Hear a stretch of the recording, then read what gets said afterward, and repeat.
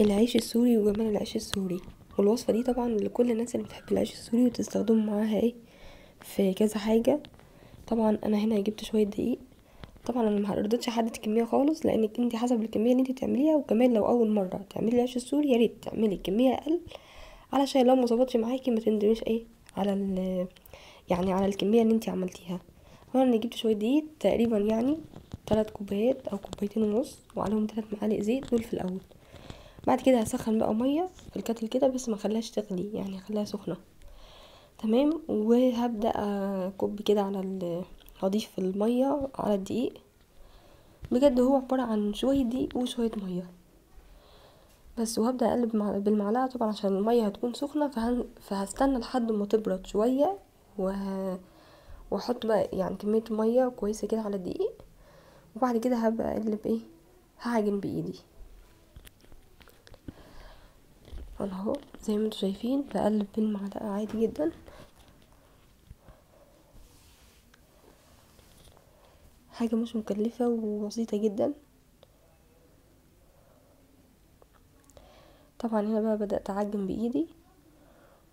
وطبعا احنا عايزين العجينة تكون يعني ممكن تكون بتلزق شوية، بس ما تكونش بتلزق أوي. لو لقيتيها بتلزق أوي ممكن تضيفي ايه، لو زودتي طبعا مية ولقيتيها بتلزق أوي، لا ضيفي دقيق تاني لحد ايه ما تظبط معاكي.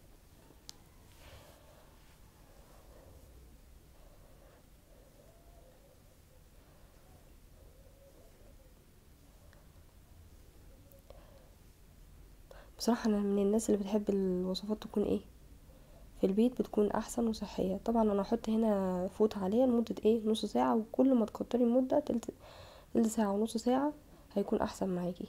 بدأت اشيلها وهبدأ ايه اشكلها بقى. انا عملت العجينة على شكل كور كده صغيرة، يعني سفندية صغيرة.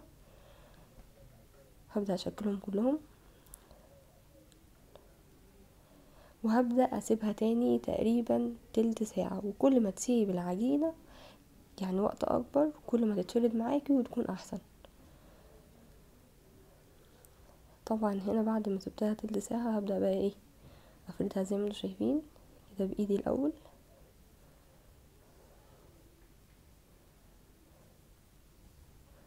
فردتها بالطريقة اللي انتوا شايفينها دي.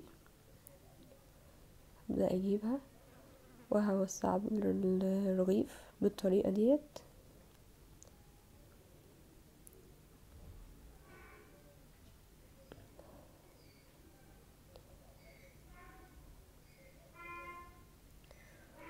طبعا هنا ببدأ اوسع اهو.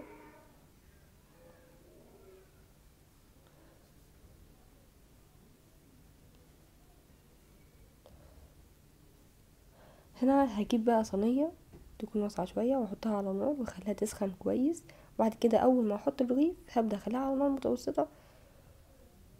ويا ريت انا اول رغيف، طبعا تاني رغيف انا هوريهولكوا لحد الاخر لحد ما هوش، بس اول رغيف معايا انا للاسف مسكته قبل ما يجمد شوية، يعني قبل ما احس اللي هو ايه ده يجمد شوية فاتقطع مني.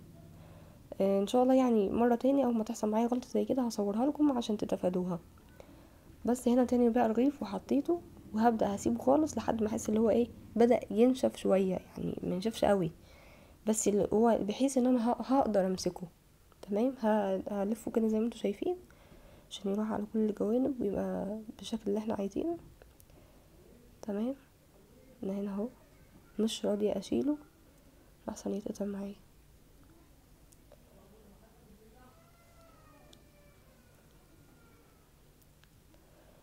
طبعا العيش السوري ده يعني من اخف الحاجات اللي احنا بنحبها ودايما بنشتريها، والاطفال بيطلبوها دايما من بره، مع انها سهله جدا ويعني موفره جدا عن ان احنا نعملها جوه البيت عن ما احنا ما نشتريها.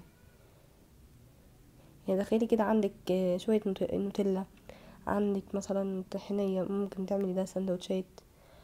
عندك يعني يعني حته فراخ تكون فايض منك من يوم قبل كده، ممكن ايه تعمليها على بصل كده وتشوحيها وتحطيها وسط ايه سندوتشات العيش السوري. ده الشكل المظبوط معانا زي ما انتوا شايفين بجد. وبتحفظيه في الفريزر وتطلعيه في اي وقت.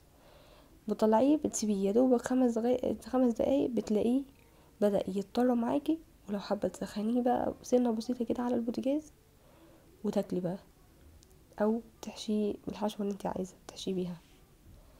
انا جبت تاني رغيف معاكم برضو هوريهولكوا، بجد تحفه. وهنا برضو ببدا افرد رغيف تاني، حاول اوصل لكم يعني الحاجه بكذا طريقه، وحاول اقولها اجيب برضو الحاجه وانا بشكلها وانا بحطه على البوتاجاز، عشان بحيث الوصفه تكون قدامكم وتكون سهله عليكم.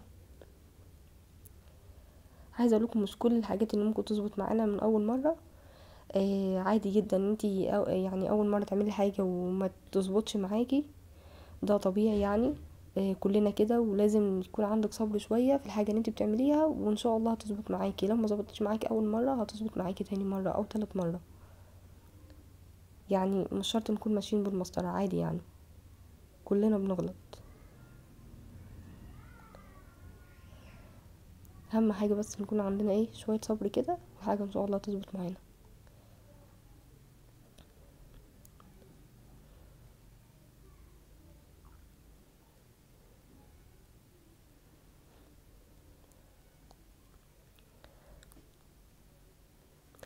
التانية بقى ان انتوا هتشوفوها قدامكم دي عادي جدا، سيبيها زي ما هي، يعني ما تحاوليش ان انت تفرديها وهي طريه، عشان مجرد ما السخونه يعني بتحط على الصينيه وتكون سخنه، فده بيخليها تبقى سايحه كده في الاول لحد ما تجمد. انت بقى هتلاقي الرغيف بعد اصلا ما تحشيه هتلاقيه مظبوط معاكي، والتانية دي اصلا مش هتأثر معاكي في حاجه.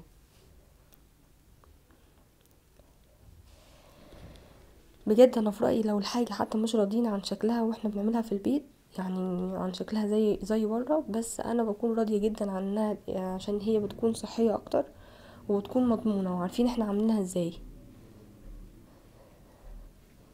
هنا انا بسيبه خالص لحد ما طبعا زي ما قلت لكم يجمد، وبعد كده هبدأ الفه كده اهو زي ما انتم شايفين اهو.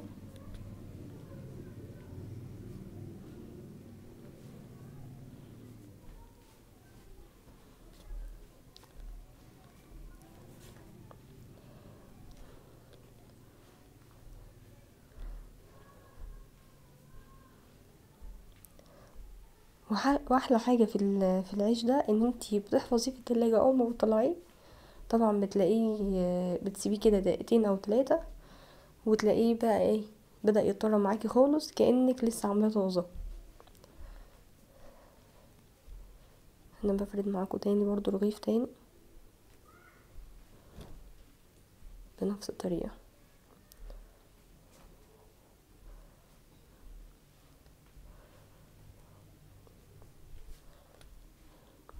كده خلاص الكمية كلها. وهنا الشكل النهائي للرغيفة، بجد تحفة جدا، من الحاجات اللي انا بستسهلها في كل حاجة، وتكون اوفر معايا في البيت عن ما انا بشتريها من بره. اي نعم، هو ممكن يكون العيش السوري مش اغلى حاجة من ضمن حاجات كتير، بس حاجة سهلة وممكن نعملها في البيت.